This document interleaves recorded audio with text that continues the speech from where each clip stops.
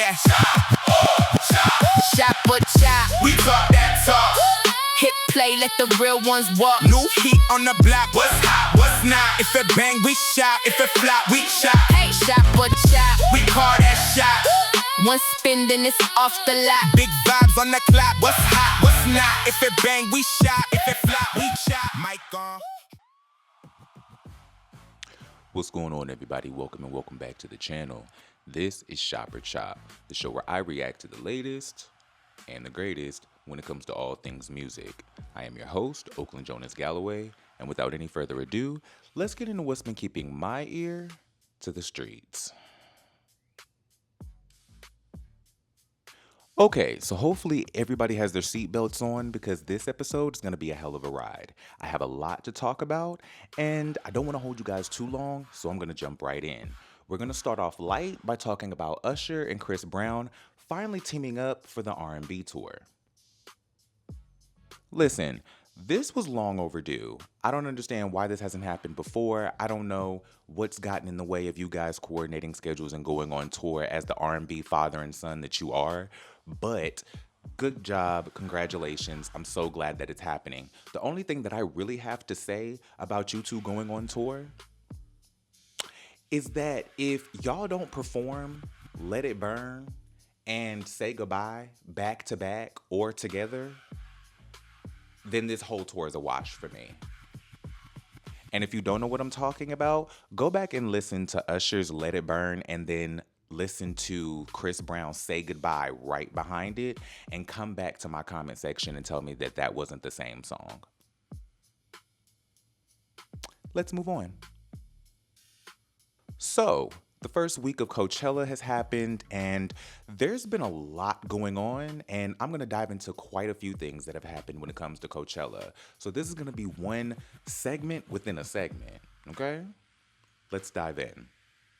Well, Sabrina Carpenter performed, and let's just take a look at what happened.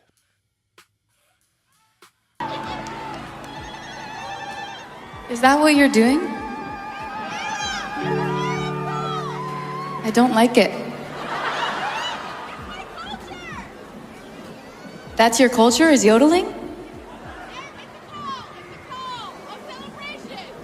Is this Burning Man? What's going on? This is weird.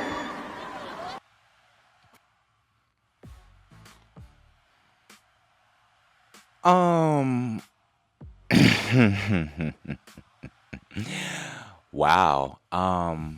You know what? I'm just gonna let my homegirl say how I feel about this. Pretty much, I will let Gemma know that she is a fat cunt, and the shoes that she gave me were not something that I would particularly buy for myself. They were old maiden type of shoes, and she said that those shoes were meant to be worn on a beautiful woman. So if that's the case, she should have put them back on the rack, and she should never even purchase them because she was unqualified to own those shoes if that's the case. And I think Gemma is just a disgrace. She's a disgrace to humanity, and she's a disgrace to women who are actually beautiful and classy, and she just doesn't have the vernacular that she thinks she possesses. Somebody lied to her several times and told her that she was fly, hot, and sexy and beautiful, and she's nothing like that. She's nothing of the sort.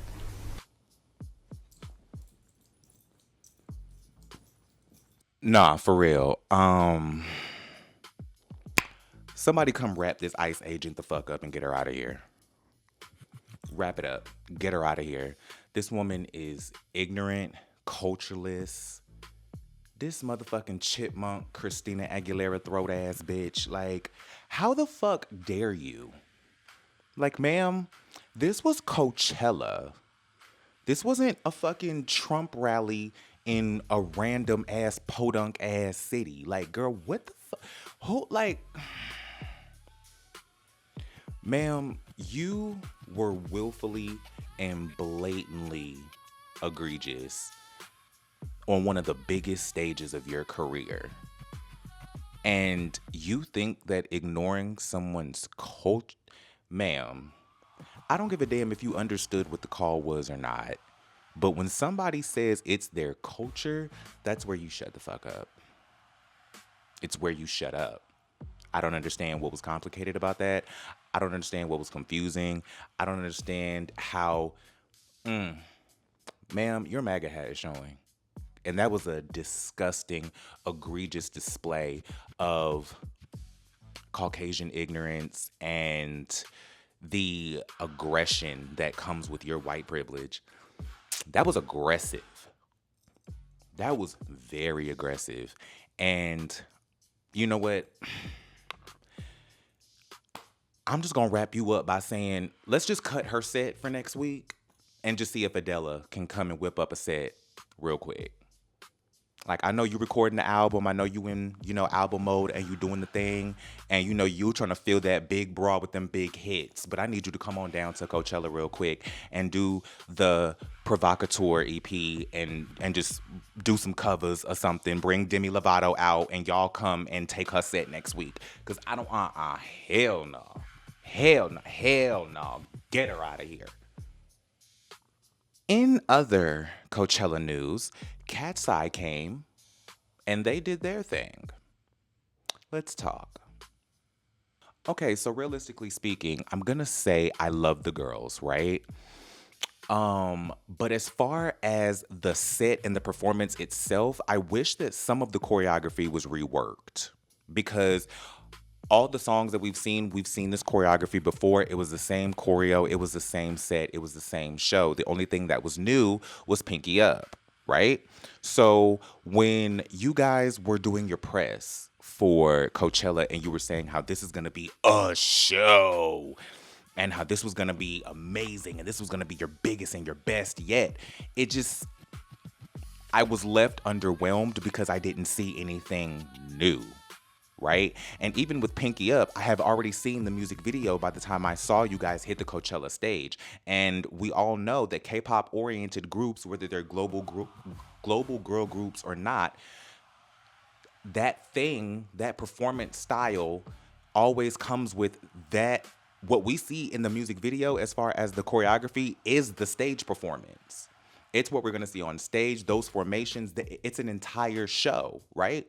So I just wish that if y'all were going to say that this was the biggest show that y'all have ever done, then I wish we would have got something completely new. Do you know what I'm saying? Because it was the same performances that we've already seen. It was just you're putting them together. On top of that, I need y'all to rework the set list for next week. This set list felt all over the place. To me, personally, I feel like I have an idea of what you guys were trying to do as far as doing a few hype songs and then bringing out a slower song to balance out full vocals and then getting back into the shit and then slowing it down again and then bringing it. But no. This just felt disjointed and it felt chopped up and it felt like it was kind of like pushing and pulling, right? I wish that y'all would have, if y'all were going to do that and separate the up-tempo hits with the mid-tempo and the ballads, then y'all should have broken up the mid-tempo hits and then placed all of the slower songs in the middle, right? Y'all should have given us Pinky Up, Gnarly, whatever y'all were going to give us here, da-da-da-da-da-da-da. In fact, y'all should have given us Pinky Up, Gnarly, Internet Girl, right? And whatever was going to go there. And then give us the slower songs. Start off with Mean Girls, give us all of those records, da-da-da-da-da, and then go into MIA. And then do that one with Gabriella and all of those songs. In fact, you should have started off the next up-tempo section with Gabriella to bring us in from the slower records, bring us up with Gabriella, and then go straight into MIA and then all of those records, right? Debut, I think that you should have ended your first set of hype songs with Touch, because that's gonna slow down that section into the mid tempos and then go into the ballads and then bring it back up with Gabriella. Go into the MIA debuts and all of those, and then push the record out. Close with Gnarly. That's your set, right? Also, this is probably going to be an unpopular opinion based on what I'm seeing on the internet. But as much as I love Manon and as much as I root for everybody black, okay? Everybody black. Well, anyway, as much as I root for Manon specifically as a black woman, Manon is not the end of Cat's Eye, babe. Her leaving the group would not be the end of Cat's Eye. It would be the team and the way that they're handling them. If they don't find a way to across the board balance the things that make them go viral and the things that are going to sustain them as long-term artists, that's what's going to hurt the group. Do you know what I'm saying? Like, Manon leaving like this is not going to hurt the group. Like, have y'all not been seeing Girl Set? They literally lost 2 members, one to a full-blown lawsuit that alleged that the girls went through some crazy stuff, and they're coming back and they're literally having the biggest records of their careers. So, and then not to mention, I'm grown, right? So I lived through Destiny's Child. These girls will be fine. These girls will be just fine. Okay? Because at the end of the day, it's very interesting. While I appreciate all the support that Manon has been getting since her hiatus, it is wild to me that literally 2 weeks before her hiatus, she was one of the main people who was suffering the most abuse online. Like, y'all forget y'all was just racist towards this girl like a month and a half ago, and now all of a sudden she's like the cat's meow, literally. It's very interesting. It plays into some theories and some narratives that has gone on with the Icon fan base that people have talked about that I've kind of tried to ignore because I try to avoid stan culture. But that speaks to the flip-floppy energy that is kind of run rampant within the reputation of Icons, right? And if you don't know who Icons are, that's the name of Cat's Eye's fan base. But I've heard a lot of different YouTubers and content creators and TikTokers and all types of different people say how flip-floppy and wish-washy the Cat's Eye fan base treats the girls, right? I've seen them go in on Laura and then love Laura. I've seen them go in on Manon and then love Manon. I've seen them tear Danny apart and then prop her up as if she is Nicole Scherzinger herself. I have seen them stan Yoonchae and then basically abuse her for her age. Like, y'all.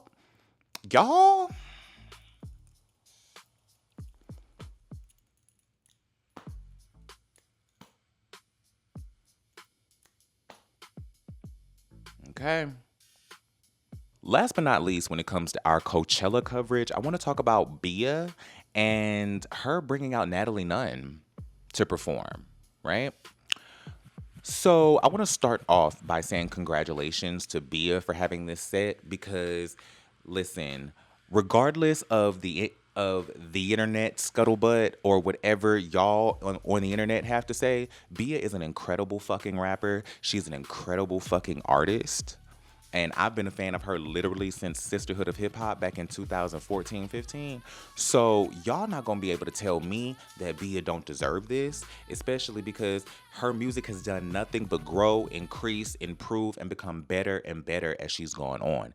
She said it before, and I'm gonna repeat it. That lady is a true student of hip hop, right? I appreciate you having this set because I feel like you truly deserve it as an artist. But with that being said, why did you waste any minute of your time on that stage bringing out DDG? What the hell was that about? Like, ma'am, like, I don't know if you perpetuate yourself as a girl's girl, but the way that you align your friendship with certain artists kind of falls under that alleged narrative. But why would you? I just. I'm sorry. If I hear or get confirmation that a man has put his hands on a woman, me as a woman in that position would never fuck with that man.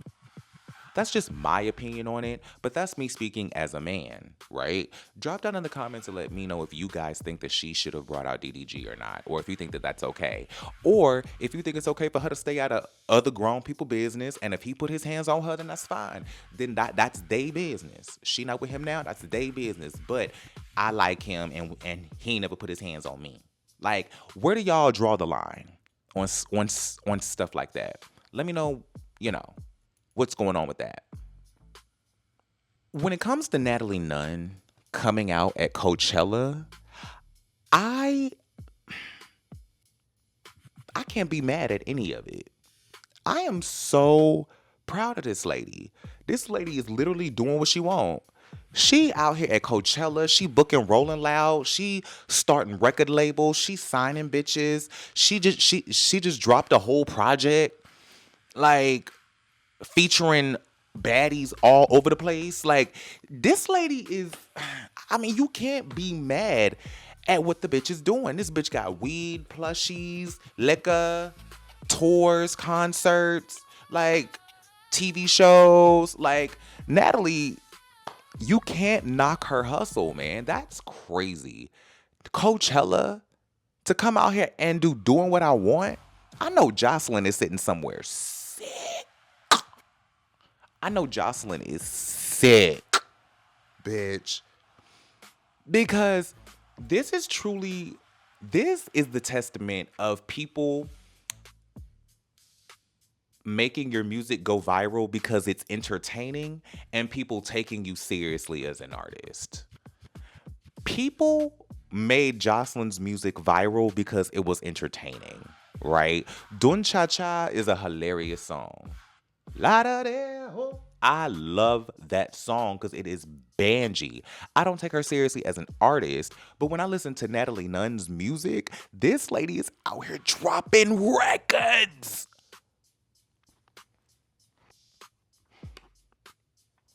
This lady is out here really dropping records, and she's really making moves. Like, it's crazy to me because she could have fucked around and signed to Zeus like Biggie did. She could have signed to Zeus and put out these projects. But no, that lady said, let me go out here and get my own shit up under the baddie brand that she owns the intellectual property of and expand this conglomerate that she has constructed for herself. That lady is smart. I don't give a damn what nobody say about her or her chin.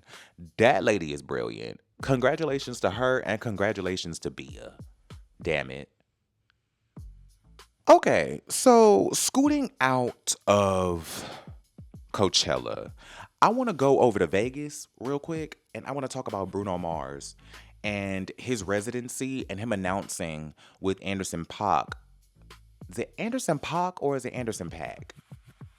Drop down in the comments to let me know, because I struggle with that. I don't know. Anyway, Bruno Mars announces that he's debt-free, right? And not only did he announce that he's debt-free, he announced that he paid them people off a long time ago and that y'all need to get the fuck off his dick, right? Why did you announce this at this point, right? Because, one, why announce this yourself when the casino defended you? Okay? They already, at one point, the casino came out and said that we have a wonderful relationship with Bruno Mars. It's all good. We all gravy. It's all fine. We all could. In the club, y'all was all fam to them, right? So why even announce this when the people that you owe debt to came out and said y'all was cool? One.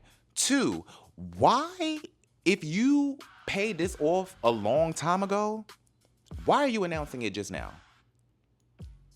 Why are you announcing it just now? And then on top of that, why would you troll on the internet for God knows how long with these stupid Instagram captions talking about you almost out of debt, baby, and why do all of that trip trapping and clip clapping and flip flopping all across Beyonce's internet if you done already paid these people? Like, why do all of that? Why not you just make a formal statement and say, hey, listen, I see y'all been talking about me and my wallet and my pockets and what's not in them for all of this time. I just want to say that I done paid these people off. Y'all done seen these people come out. Why don't you come out as soon as these people came out and said that y'all was good? Why don't you just come out then and ride that coattail and just going to be like, yeah, I paid the people, we good? I don't understand. What is a long time ago? When did you pay these people back? Was the people announcing that y'all were in good standing and that y'all have a great relationship? Well, they didn't say you were in good standing. They didn't specifically address the debt at all. But they said that y'all had a good relationship. So, did y'all work out a payment plan then, and that's why they came out, and that's why you ain't say nothing until now? Did you pay them off then? Where did you get this money from? Because allegedly, you owe these people $50 million. Where you just dropped $50 million out the sky from? What assets did you move? What kind of souls did you sacrifice? I'm joking, but I do.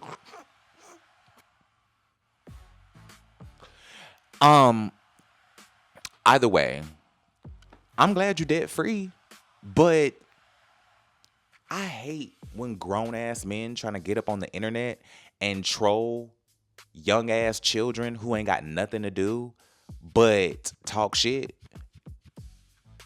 and try to convince smart people like me that you just above all the bullshit. Like, I don't understand that. Like, there's only two ways this is gonna go on the internet. You either gonna get clowned or you're gonna get think pieced, right? I'm here to do the think pieces, and then Twitter is there to do the rest. But carry on, brother. Carry on. Okay, so one last thing before I get about these streets, right? Zara Larsson woke up a conversation that, one, is an old conversation, but it's one that I would like to actually dive into a little bit and, do my whole, greater picture, thought that nobody else thought about thing, and just kind of lay this to rest, right? So let's start off with Beyonce did not reheat A. Marie's One Thing nachos with Crazy in Love. That wasn't what happened. And she also didn't reheat the One Thing nachos with Deja Vu, right? Because those were two different producers, right?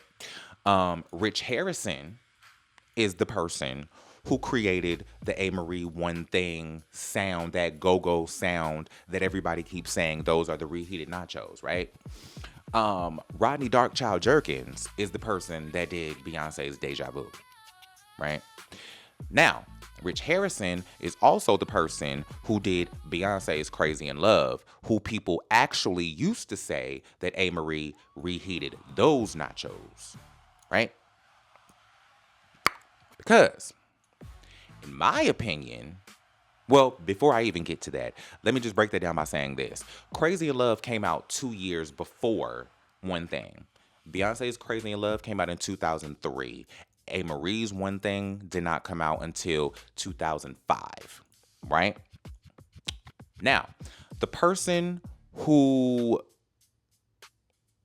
I feel should actually be getting this A. Marie's Nachos conversation is actually Jennifer Lopez with Get Right. Right? Because even if you look at the release dates for Get Right and for A. Marie's One Thing, they were literally released within days of each other. They were both released in January 2005. I think Get Right was released on the 3rd and One Thing was released on the 18th, right?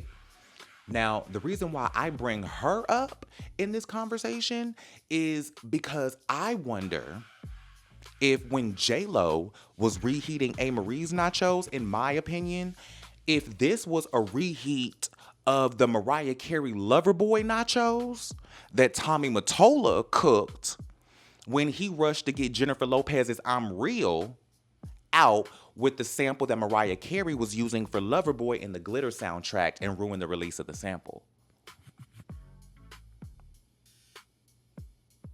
Right. It makes me wonder if this was another one of those behind the scenes tactics that Jennifer Lopez's people was doing to try to get this out, because they knew that they went and did the same thing to A. Marie. You know what? This could also be a reheat, but not really a reheat, of the Shantae Moore If You Had My Love nachos. This could... Ooh. This is Banji. This could... Because Shantae Moore was supposed to release If I Gave Love, which was the original song with that vibe. And then Diddy took the record, had him rewrite the record. And I think this was Dark Child too. Rich Harrison and Rodney Darkchild Jerkins. This needs to be our next verses. But say all of that to say they rushed J-Lo's If You Had My Love out before they could release Shantae Moore's If I Gave Love, because that was supposed to be her next single after Shantae's Got a Man. Right? So that's one set of nachos. And then the Mariah Carey sample nachos with Loverboy. And how they rushed to beat that song out so that it could ruin the sample, and she had to go and rework it with Candy. Not the artist, not the songwriter Candy, but the song Candy. Tastes like candy. That. So that's that whole web of nachos. That's a web of nachos right there. That's a whoa. Because it also makes me think about Get Right being Usher's song originally. This was originally Usher's song that he wrote for his own album, and then it didn't end up being used for the album, and then he ended up giving it to A. Marie, and then Usher was like, hold on. If you're gonna do that, give me some of that publishing and that writer's credit. That's why his name is on them writer credits for A. Marie's One Thing, because that was supposed to be his song. Right? So that makes me wonder how long Jennifer Lopez's Get Right was in creation in congruence with A. Marie's One Thing, and what the timeline was of those two records were supposed to be put out in. What was the timeline here? And did Rich Harrison snake this lady with her biggest hit? And not even snake her, because it worked out. I mean, it's her biggest hit, so it worked out. But there could have been some snakerization.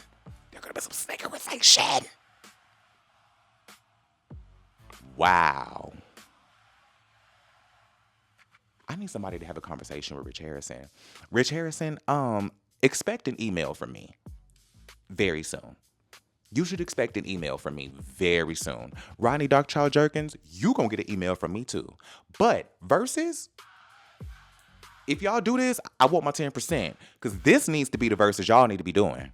I don't know who y'all got scheduled for this, or for the next verses. I don't know who y'all got lined up, but y'all need to call Darkchild and y'all need to call Rich Harrison, because that's gonna be a nasty battle. That's gonna be a nasty battle. No shade.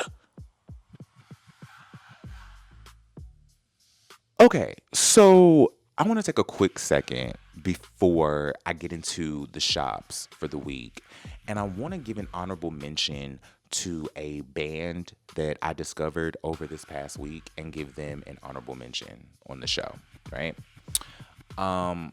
Trigger warning. Let me let me put a trigger warning here because I'm about to talk about my mental health for a second. And so if talking about mental health is triggering for you, suicidal ideation, all of those things, if those things are triggering for you, fast forward and skip to this timestamp. Okay.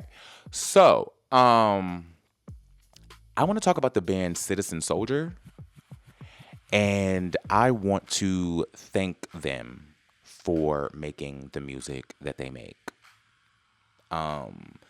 This past week has been extremely trying on my mental health, and this band has truly come through for me in ways that I did not expect. I literally went to my phone and I typed in songs about mental health, and you guys were the first band to pop up, and all of your music from I just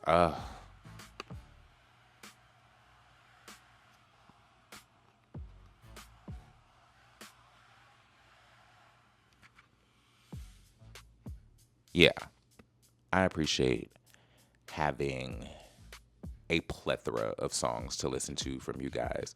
So if there's anybody on the channel watching right now, in the comments, typing, all of that, share that with yourself. Share this band with yourself. I think it'll do some good for you. I think they will speak directly to some of the things that you may be going through. Because I never thought that I would have music to so adequately articulate feelings like this. But yeah, spot on. Spot on. Thank you. Okay, so we're going to get into our shops, and I am going to start out with one of my favorite female rappers of all time, Remy Ma, right? And she just released a new single called WYFL, Why You Fucking Lying, right? And let's just go ahead and acknowledge the obvious. Reminisce tore Papoose and Clarissa Shields the fuck up. Both of them. She went back and forth and dotted both their I's and crossed both their T's real quick. This is a return to form for Remy. I haven't seen her putting out music in a while. I've seen her jump on a couple records here and there. But I always know that when Remy Ma is popping out, the verse is going to be nasty. She going to look good and that verse going to be nasty. It's going to be nasty.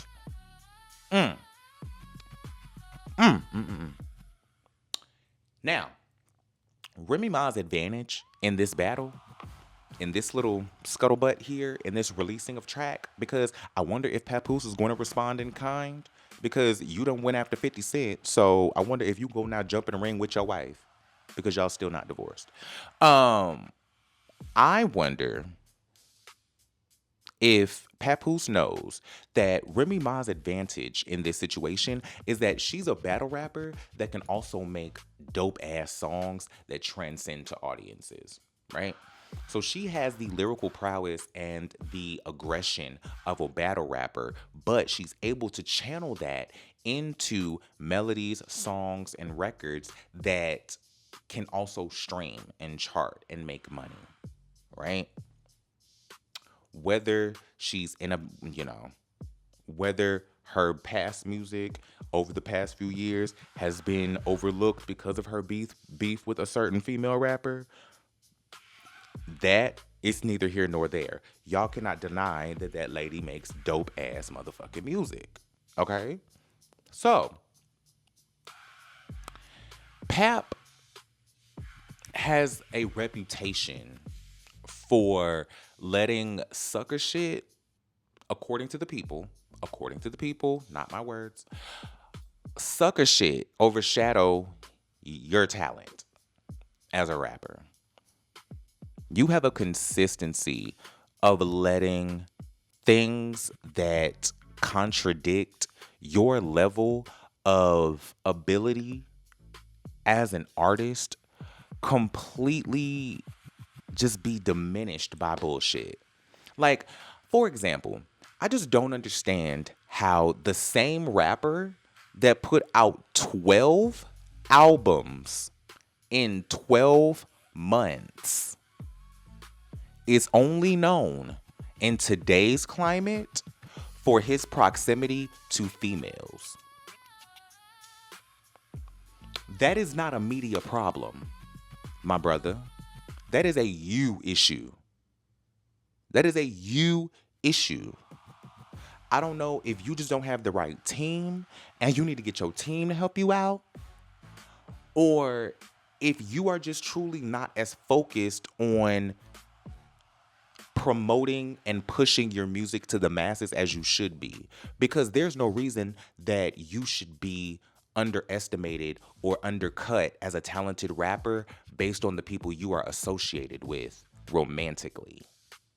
But the fact of the matter is, you done got up here and have now melted all of that into one pot, because now not only is your talent being overshadowed because of the bullshit that you let yourself be a part of, but your talent is being overshadowed by your wife, who you claimed to have written records for. You claimed you wrote all her shit, and she just came up here and tore your motherfucking ass up. Why do y'all keep doing that? Male rappers who fuck female rappers, why do y'all keep doing that? Why do y'all keep sitting here and saying, I wrote all her shit, I wrote all her shit, I wrote all her shit, and then she comes out and puts out a record after she don't fuck with you no more and eat your motherfucking ass up, or she attains another level of success that is past what y'all ever thought that she could accomplish with you?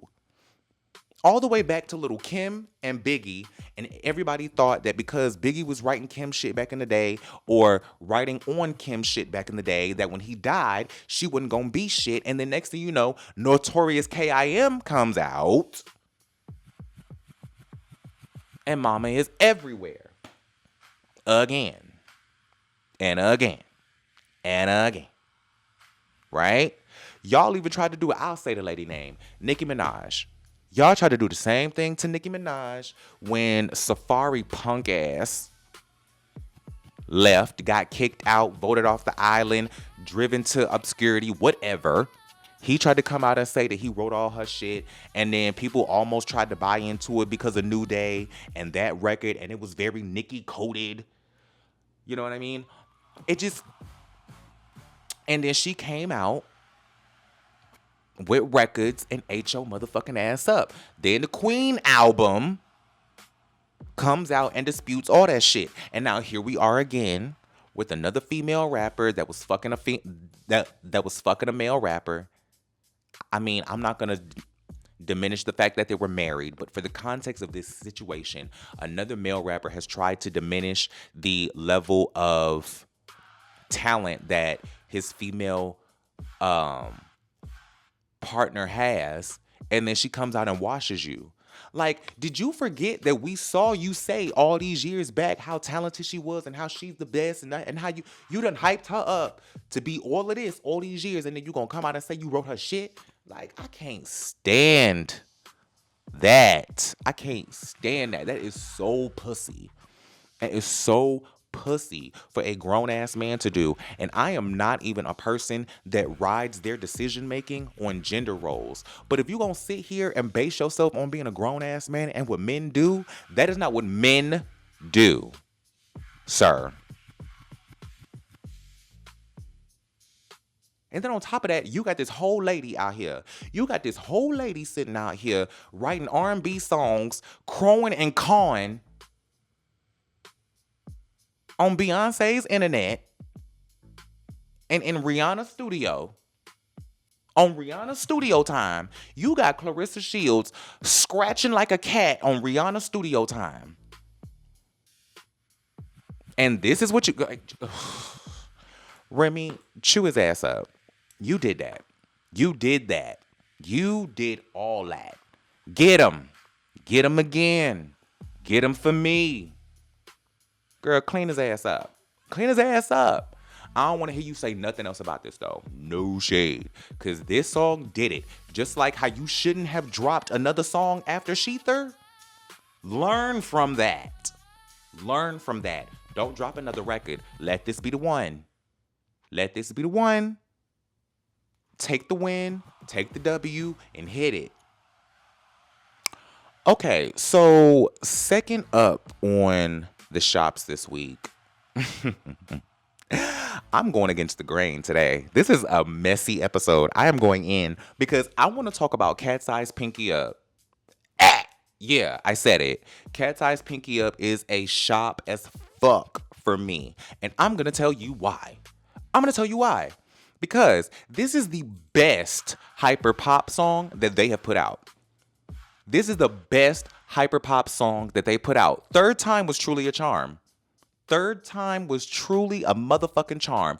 This was the perfect, well, I'm not going to say perfect, but it was a great balance of vocal display and camp nonsense that comes with hyperpop music, right?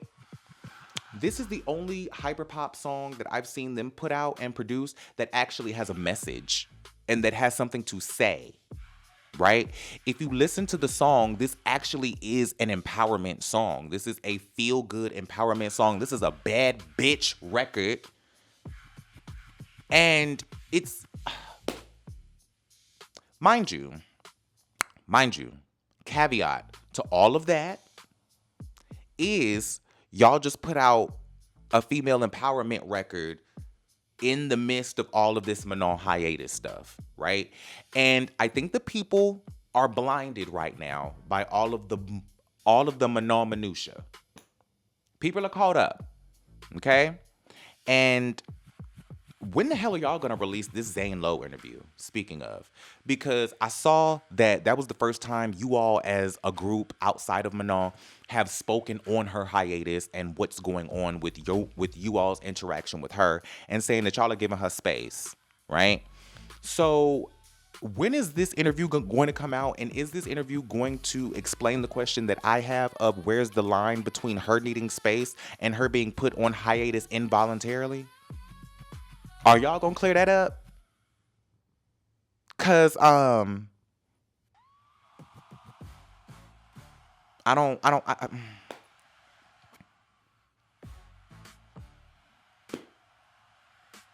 Then, on top of the minutia that is Manon, right?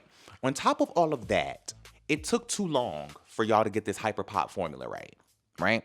Because hyperpop is not a consistent genre that is trending right now. You know, we had Charlie XCX, we had BB Rexa do her thing, right? But it's not that's like a lick that these girls are hitting, right? It's not something that becomes a trend that girls take off and start doing, with the exception of Camila Cabello, but we all saw how that worked out for her, right? So, you know, let's not even mention her. No. But, hyperpop didn't catch on like drill music, right? Hyperpop didn't catch on like female rap, right? So, you know, it's not like y'all can just play around in hyperpop until y'all get it right. Y'all gotta hit it and really hit it, right? Gnarly ended up almost backfiring for y'all, and then it grew on people quicker than y'all thought, and then Gnarly went viral. Internet Girl, y'all milked that song on tour way too long, and then when y'all dropped it, y'all didn't do shit with it. We ain't get no video, we ain't get no performance video, we ain't get no visuals, we ain't get no content, we ain't get shit but the song. And then it just came and went. Now, we're here with Pinky Up, and this is amazing. From the song to the production to the lyrics actually having something to say, to the video looking amazing, to the choreography being just the right amount of bangy and innovative. Grant Gilmore, I want to have a conversation with you. You could expect an email from me too. Grant, you can expect an email from me too, because you are doing right by Cat's Eye right now. I think you may be one of the only people doing Cat's Eye right. I think y'all finally came together and got this right with Pinky Up. But Grant, it feels like you were the lead on this one, right? I know that you and Sohei are a team and y'all collaborate and do all of that, but it feels like you took the lead on this one and you ate that up. You ate that up boots. But the problem with Pinky Up is y'all got too much bullshit going on. That's why everybody else don't know that this is a shop, right? It's because y'all got too much going on, right? Y'all got all the Manon mess. And then on top of that, y'all took too long. Y'all sat here and built up internet, girl. Y'all put all this hype into this song and then didn't do a goddamn fucking thing with it, right? So right now, people thinking it's over for y'all. People thinking it's over for y'all. And then on top of that, girl said it's on y'all ass. Ooh. Bitch. Girl. Ladies, y'all need to have a team meeting right now. And didn't Missy leave? So do y'all have a new manager? Missy resigned too. So do y'all have a new manager? Oh my God. Y'all really are in crisis. What the fuck is going on with Cat's Eye? Y'all really are in crisis. Oh, y'all need to have a come to Jesus, or whoever it is y'all pray to in Korea. Y'all need to have a come to Jesus right now. Cause this is crazy. Y'all got way too much going on for this good ass song. I love this record, but all of this, y'all need to. Okay, so third on my shops this week, I want to talk about Hilary Duff and how she just released a re-recording of her classic anthem, Come Clean, and how my inner child has been fucking screaming for 2 days. This makes me so happy because, as a little depressed kid, right, I loved when music just made me feel good. And a lot of Hilary Duff music just makes you feel good. And that's why I was so obsessed with it. Like So Yesterday, Come Clean, Stranger, What Dreams Are Made Of. All of like these Hilary Duff bops, With Love even. Like these are just bops that just make you feel good. And so this is really one of the ones too. I think this was probably the start of that kind of thread between all of her music.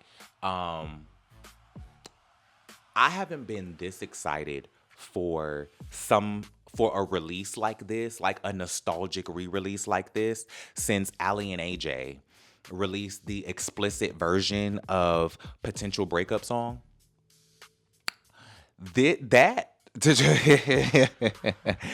Hearing them curse on that record was so satisfying for me. Once again, my inner kid was screaming because it literally felt like I was back when that original song came out and cursing on the record just with all of my friends listening to that song, because they gave us the lyrics that we've been singing on this song for years, right? It was just a true tie back in time. It was so amazing, right? There's so many people that I would love to see do this with certain records. Like if S Club released a re-recording of Natural today, oh my God. Oh my God, I would lose it. Imagine if Spice Girls put out like a 20th anniversary edition of Holla. Bitch. Ugh.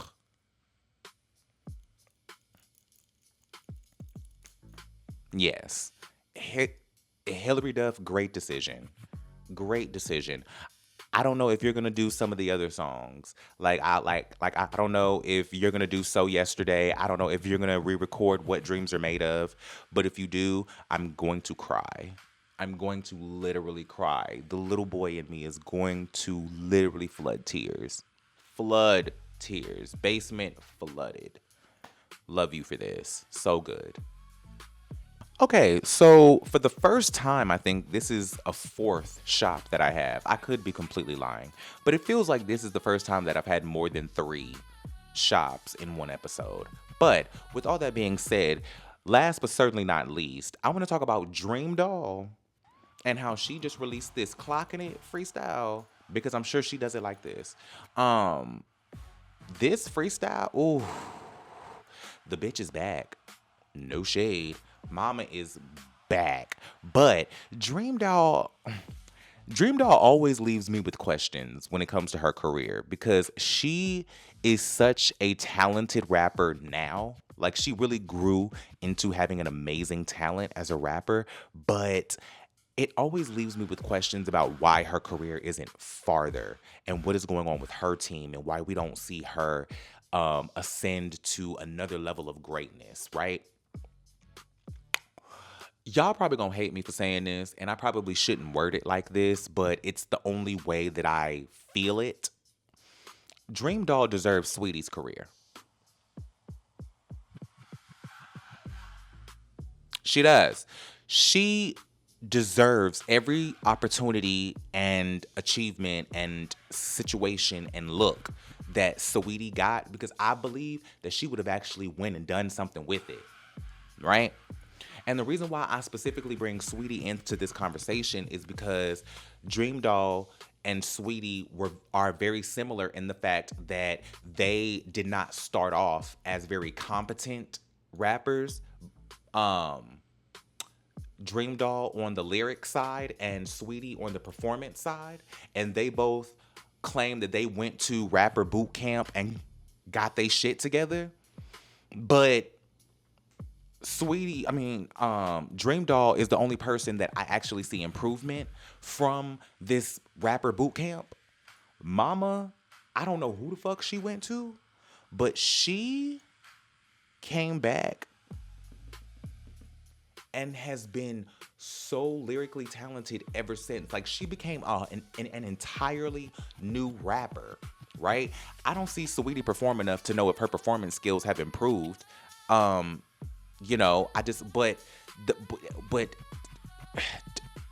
that's not even really her problem. But we're not talking about her right now.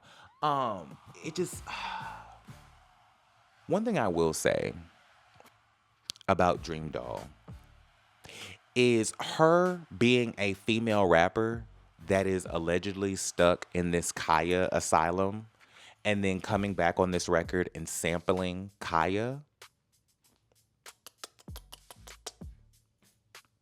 Chef's kiss. Chef's kiss. You were definitely clocking it with the My Neck, My Back sample. Amazing. That was smart. I don't know what it's going to take for you to have the breakthrough that you deserve, because I feel like you should even be at a point where Flo Milli is right now. Like, even if you're not up where Sweetie is or up where Megan Thee Stallion is, you should be at least where Flo Milli and Bia are right now. You should be somewhere in that B level rapper. I feel like you a strong C-list rapper, but you need to be a high B-list. Like, I don't understand why you not up here with Bia and Flo Milli and Glorilla and all of these girls. Glorilla is flowing, well, she's ascended from B to A in my opinion as far as female rappers go. But Bia and them and JT and all of these girls, like, you should be in this conversation. Like, what is going on with your team?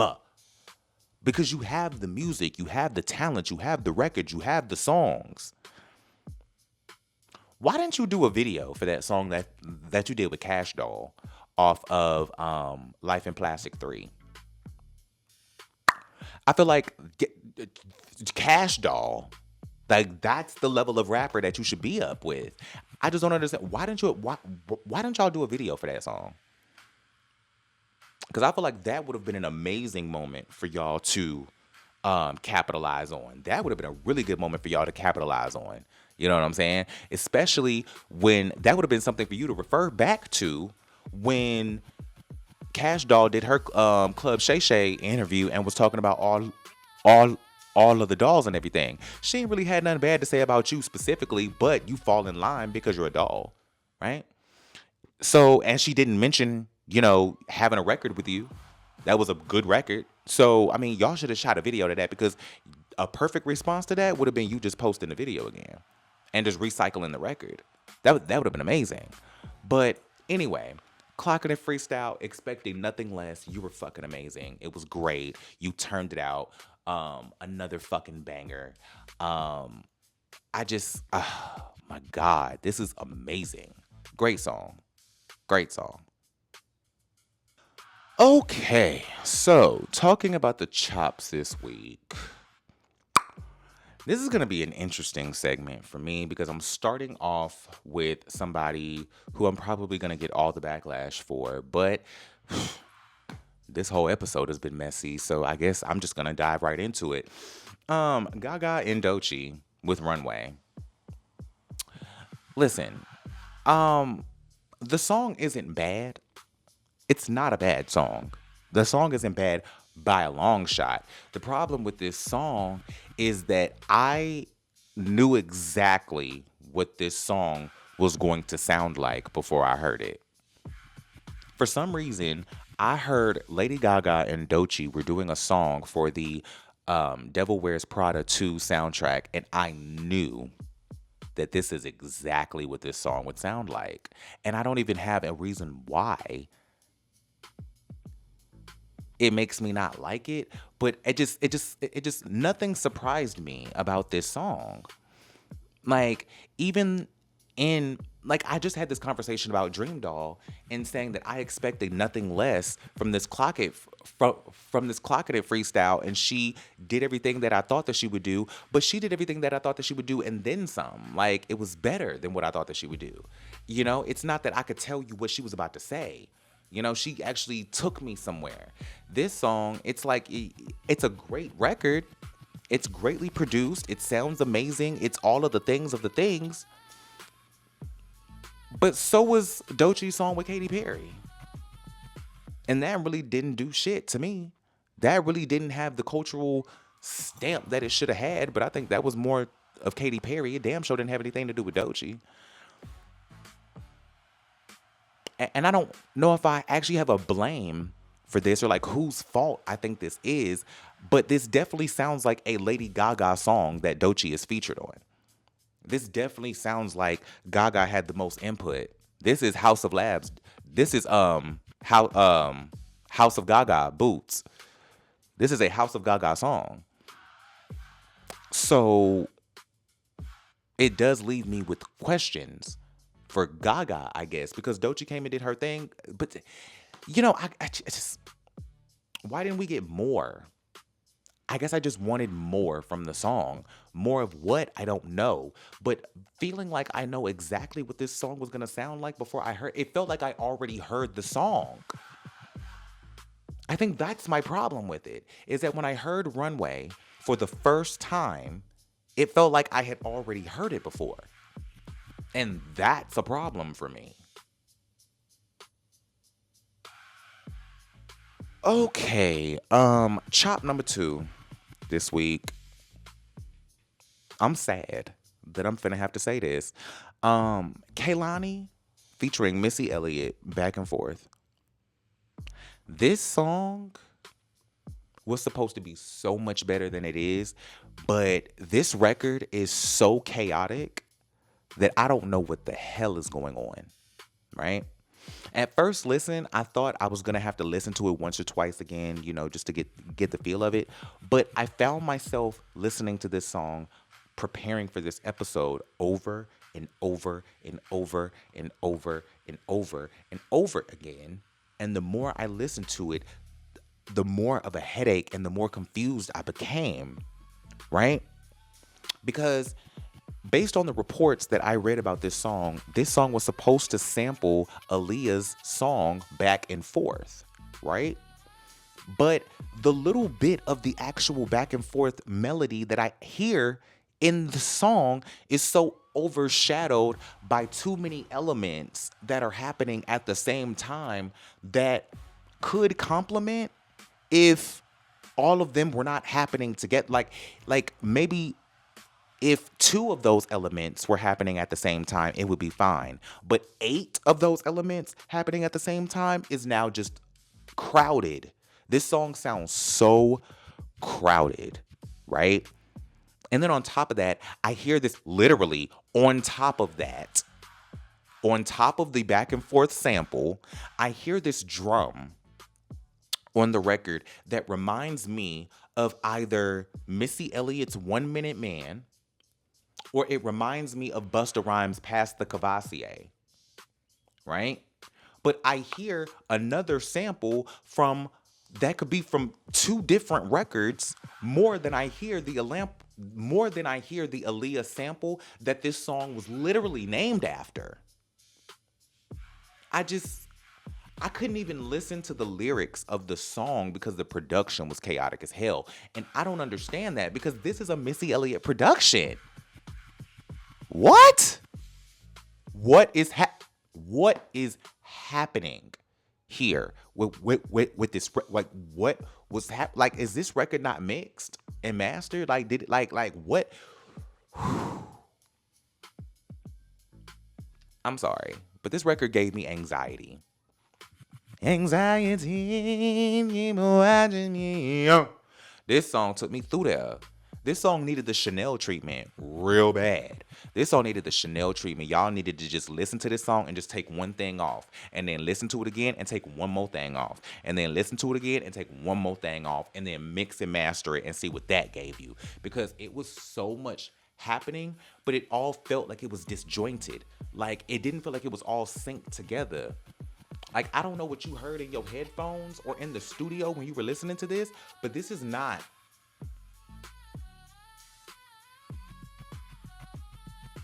what I signed up for with this record. I'm exhausted. Okay, third on my list today for the chops is Sapphire Blaze with her first song ever, Two Trill. Right? Mind you, this song was a pleasant surprise for me because I didn't expect it to be as good as it was, right? This hook is everything. This hook is everything. Ho, sit down. Ho, shut up.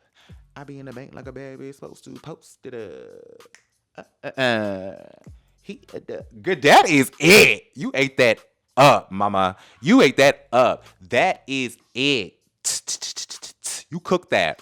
But the reason why this is a chop for me is because you lost the plot of this whole song in the second verse. This whole second verse contradicted everything you set up on the first verse and in this hook that I love so much, right? You went back on your point because in the first verse, you set it up on how you didn't need to take this girl, man, how you got your own, you doing this, you can turn him into a trick if you wanted to, but he ain't even like, he ain't on your radar, you doing your own thing, and then you get into this chorus and you like, fuck you, man, he a dub, like, girl, what, like, and then after setting up all of that independent women boss bitch, I don't need your nigga because I make more money than him energy, you get into this second verse and talking about how you willing to sit on his face for a check. Like, girl, you went back on everything you just said. Sapphire, you went back on everything you just said. Like, why? I wish you would have doubled down on not needing to take a bitch's man and expounded on that and all of the things you do as an independent woman in your own life and in your own career. I wish you would have really broke that first verse up and really broke that down in the second verse and talked about why you don't need to take a bitch's man in this second verse instead of going to the stereotypical, because you already said you could take him and make him your trick in the first verse. We know that. Now you did a whole verse about it when you just set up an amazing hook about fucking, like, girl, fuck that man. He a dub. He ain't like, girl, he ain't got nothing for you. Your man ain't got nothing for me. But now you gonna ruin all of that by saying, but I could fuck him if I want to. It was just like, okay, girl, all right. Like, you just ran out of shit to say, didn't you? You just ran out of shit to say. So you just started popping your shit like the regular Zeus baddies. Like, girl, you had an opportunity to really take that second verse and really launch it. Because that's what second verses are supposed to do, especially on rap songs. That's supposed to be that's where you crank it at.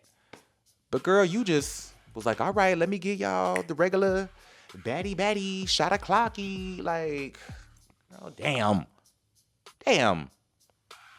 Do better. Next time, give me more. Give me more in this second verse. Because it pissed me off.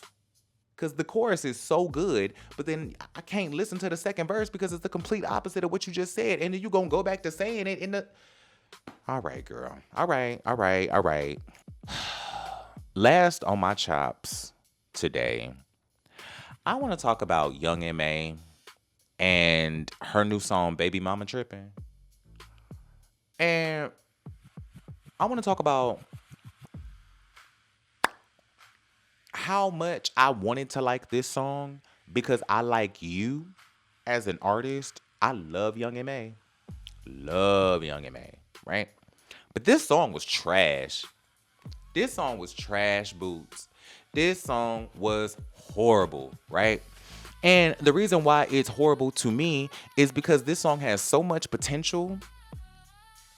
This song has so much potential because of the way that you're rapping in it, your cadence in it, your flow in it is actually really interesting. And you could have had the opportunity to really say something on this record. But after the first few bars, you ran out of anything meaningful to say. And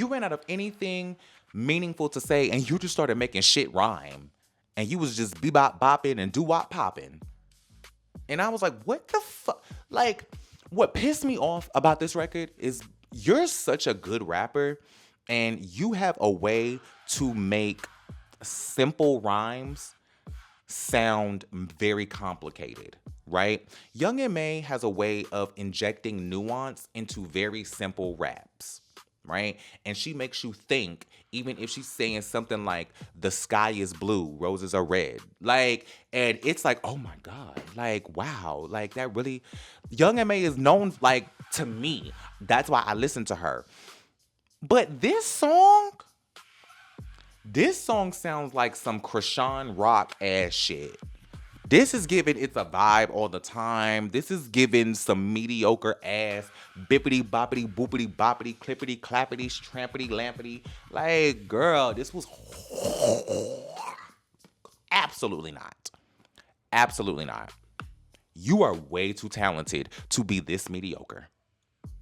You are absolutely way too talented to be this mediocre. I ain't been, you know what? I probably have been this pissed since somebody dropped a record like this. But for me, in this moment, as far as rappers go, like, you pissed me off for a female rapper like Beyonce pissed me off when she dropped 7-Eleven. That pissed me off so bad because it was an insult to Beyonce's capabilities as a songwriter and as a talent and as a curator of amazing music, as a producer. Like, that lady is and you gonna put out some bullshit, girl. Like, that was like Beyonce making TikTok music. Like, girl, what? Ma'am, And don't get me wrong, Young M.A., you are no Beyonce. You ain't even a Beyonce of female rappers. But, girl, you are way too talented to be doing this. No shade. You are way too talented to be doing this. I mean,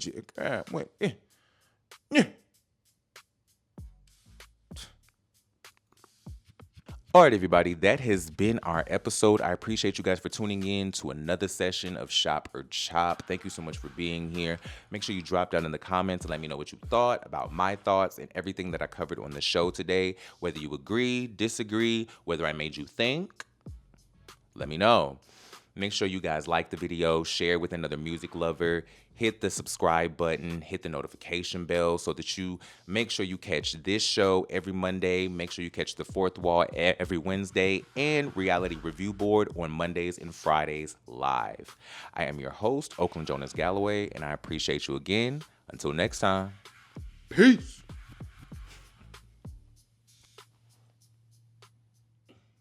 Shine like a drop, then we running it up. If it dull, then it's done. We ain't saving no cut. Shop or chop. We talk that talk. Hit play, let the real ones walk. Let it Do roll. weed on the block. What's hot, what's not? If it bang, we shop. If it flop, we chop. We chop. We call that chop. Call that. One spin, then it's off the lot. Off the lives on the What's hot, what's not? If it bang, we shop. If it flop, we shop. Chop or chop. If